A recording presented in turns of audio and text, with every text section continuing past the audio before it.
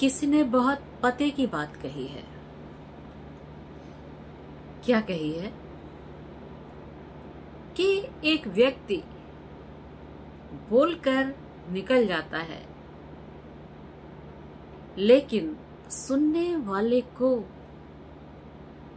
उससे निकलने में कभी कभी पूरी जिंदगी बीत जाती है। कभी वो निकल पाता है, कभी वो नहीं निकल पाता है। मैं पुष्पलता राय काव्य तरंग से एक बार फिर आपके समकक्ष हूं और एक बहुत ही छोटी सी और सत्य कहानी मैं आपके सामने प्रस्तुत करने जा रही हूं।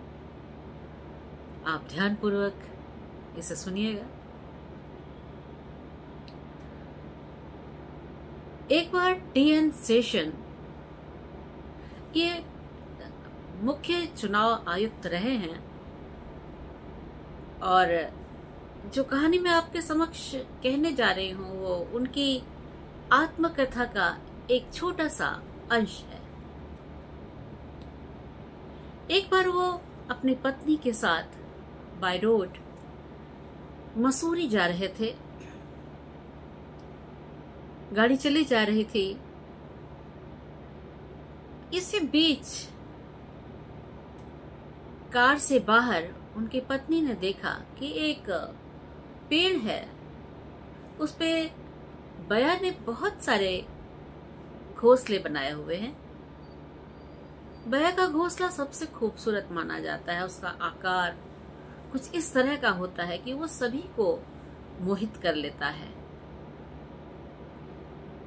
उनकी पत्नी उस घोंसले पर मोहित हो गई और उन्होंने शेषन जी से कार रुकवाने के लिए कहा। उन्होंने कहा क्या है? ने कहा आप कार रुकवाओ, फिर मैं बताती हूँ क्या है। शेषन जी ने कार रुकवाया और फिर पत्नी के साथ गाड़ी से उतरे। पत्नी उनको हाथ पकड़कर एक तरफ ले गई और एक पेड़ पर दिखाया। वो देख रहे हैं, वो बया का घोंसला है। देखो कितना खूबसूरत है। शेषन जी ने कहा कि हाँ, ये तो वाकई बहुत खूबसूरत है।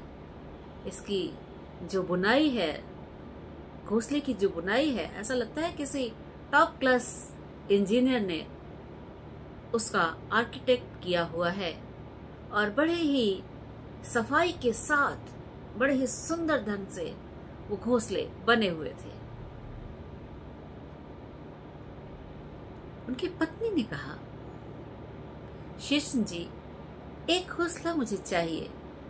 वो वाला घोंसला आप किसी से उतरवा लीजिए और मैं उसे अपने घर में सजाऊंगी।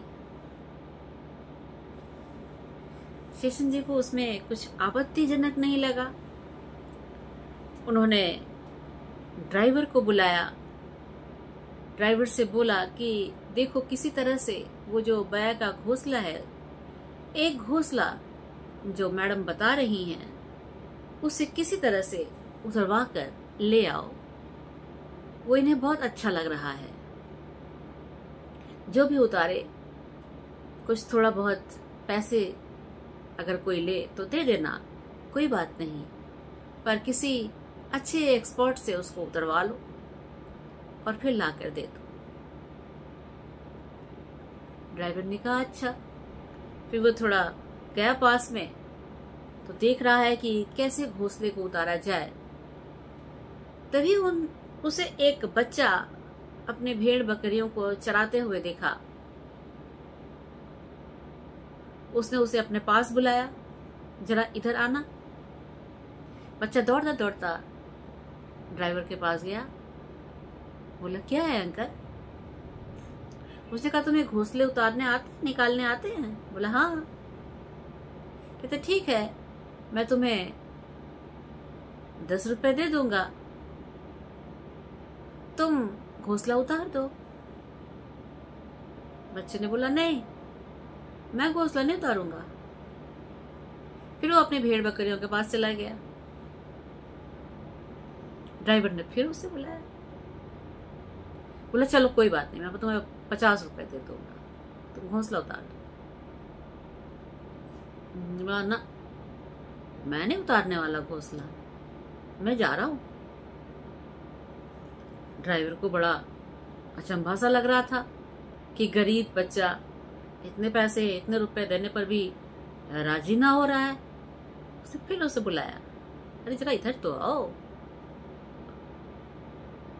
चलो और कुछ ले लेना, 100 रुपए ले लेना, जो भी तुम्हारा मन कहे बता दो, मैं तुम्हें उतना ही दिलवा दूंगा, घोंसला उतार दो।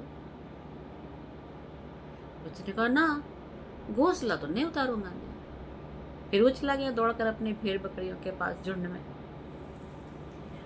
फिर ड्राइवर परेशान होकर शेरसिंह जी के पास आया। उसने कहा सर, काफी ऊंचाई पर है और बच्चा यहाँ का है, लोकल है, एक्सपर्ट है, उतारने जानता है, लेकिन कितना भी पैसा देने की बात मैं कर रहा हूँ वो उतारने के लिए राजी नहीं है। पता नहीं उसे क्या चाहिए, क्या है, क्या बात है, मुझे समझ में नहीं आया। शेषन जी ने कहा ऐसा करो, उस बच्चे को मेरे पास बुला के लाओ। ड्राइवर फिर थोड़ा आगे गया। उसने कहा अरे सुनो। बच्चे ने कहा हाँ क्या है। कहते यहाँ आओ, मेरे सर जी तुमसे बात करना चाहते हैं। बोला अच्छा। फिर वो झुंड में से निकल के आया और शेषन जी के पास आया, खड़ा हो गया, नमस्ते किया। बोला हाँ क्या बात है। तो शेषन जी ने कहा कि क्या बात है बेटा, तुम्हें घोंसला उतारने जब आता है तो तुम उतार क्यों नहीं देते हो। बोला नहीं मैं नहीं उतारूंगा, मैं उतारूंगा ही नहीं। शेषन जी ने कहा क्या तुम मुझे वो कारण बताओ कि जिसके कारण तुम वो घोंसला उतारने के लिए राजी नहीं हो रहे हो। बच्चा थोड़ी देर से कुचाया। फिर उसने कहा ऐसा है कि मैं यहीं पर रोज अपने भेड़ बकरियों का झुंड चराने के लिए लाता हूं और मुझे पता है कि इस घोंसले में चिड़िया के बच्चे हैं और वो रोज शाम को आकर अपने घोंसले के अंदर चली जाती है और अपने अंडों को सेती है। तो भला आप बताओ कि यदि मैं उसका घोंसला निकाल लूंगा तो स्वाभाविक सी बात है अंडे भी फूट जाएंगे। और फिर जरा सोचिए, शाम होने पर जब चिड़िया वापस लौट के आएगी और अपने घोंसले को वहां पर नहीं पाएगी तो उसके अंतर्मन में क्या बीतेगी। उसका नीड़ नहीं होगा, उसका घोंसला नहीं होगा, उसके अंडे नहीं होंगे, वो सदमे से मर ना जाएगी।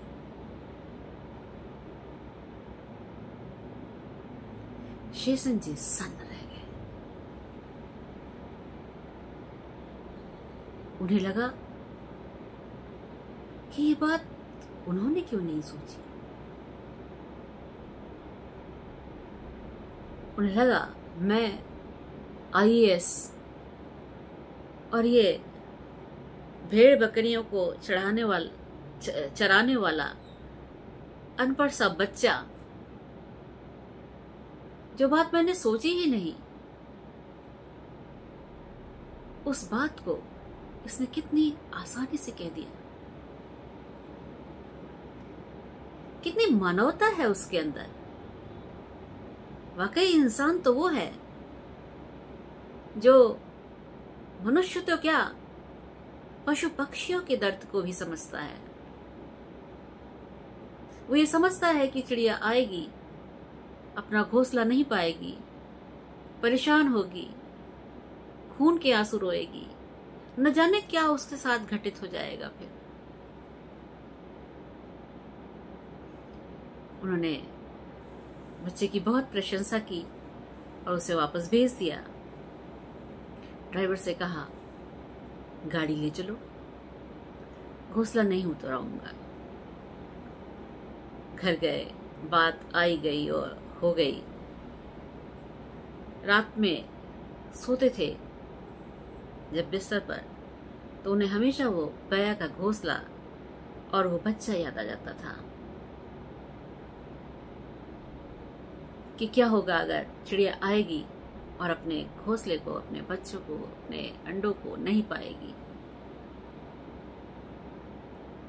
वो सोचते कितने ऊंचे संस्कार रहे हैं उसके। अनपढ़ है पर संस्कार की कमी नहीं थी उसमें। वो सोचने लगते, हम मनुष्य हैं, हम छोटी छोटी बात पर अपनी इंसानियत खो देते हैं,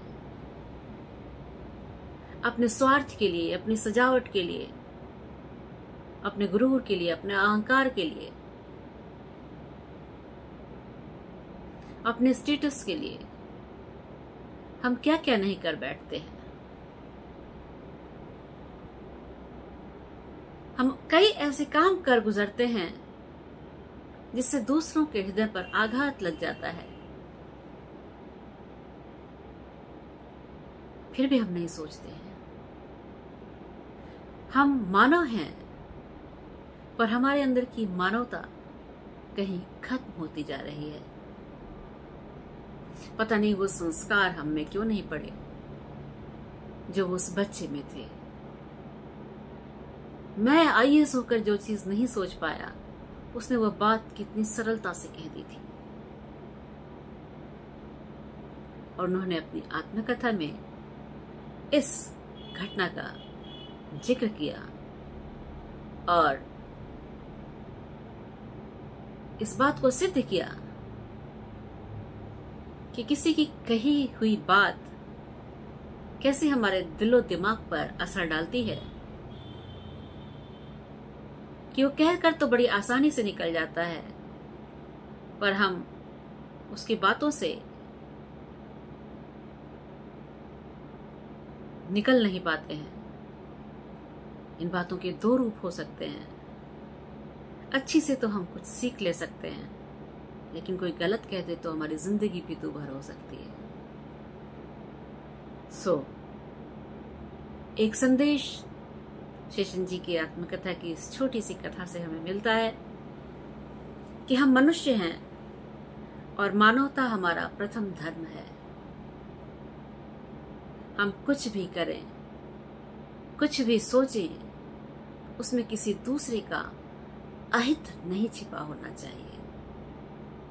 अपने स्वार्थ के वशीभूत होकर हम कभी कोई ऐसा काम ना करें जिससे किसी दूसरे को आघात पहुंचे, किसी दूसरे का मन आहत हो।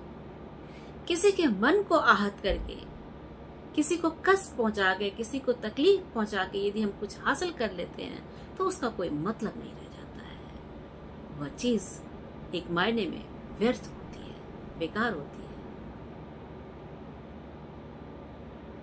तो जब भी आप कुछ करिए, जब भी आप कुछ कहिए, जब भी आप कुछ बोलिए, हमेशा ध्यान रखिए कि कभी उसमें किसी दूसरे का अहित ना छिपा हुआ हो। आप मानव धर्म का पालन कीजिए, सब कुछ यूं ही संवर जाएगा। कुछ अतिरिक्त प्रयास करने की आवश्यकता नहीं रह जाएगी।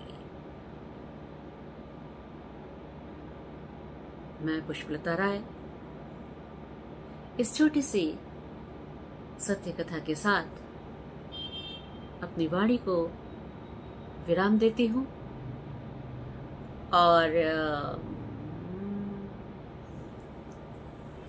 चलते चलते एक बार फिर से आपसे आग्रह करूंगी, निश्चित तौर पर करूंगी,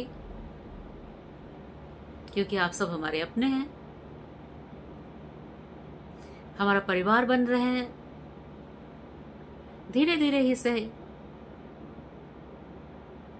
पर सभी मुझसे जुड़ते जा रहे हैं, तो जल्दी से जल्दी, शीघ्रातिशीघ्र हमारे चैनल काव्य तरंग पुष्पलता राय को सब्सक्राइब कर दीजिए। बहुत सुंदर सुंदर ज्ञानवर्धक प्रेरक कहानियां, किस्से, कविताएं मैं आपके समक्ष प्रस्तुत करती रहूंगी और कोई ना कोई संदेश आपको देती रहूंगी। तो चलती हूँ और मुझे सुनने के लिए आप सभी को बहुत बहुत धन्यवाद और आप सभी का आभार। अपना ध्यान रखिएगा, अपना खूब ध्यान रखिएगा और साथ ही साथ अपनों का या अपने इर्द गिर्द जो लोग हैं उन सब का बहुत अच्छी तरह से ध्यान रखिएगा, क्योंकि यही मानव धर्म है और इसका हमें निश्चित रूप से पालन करना चाहिए। नमस्कार, शुभ रात्रि।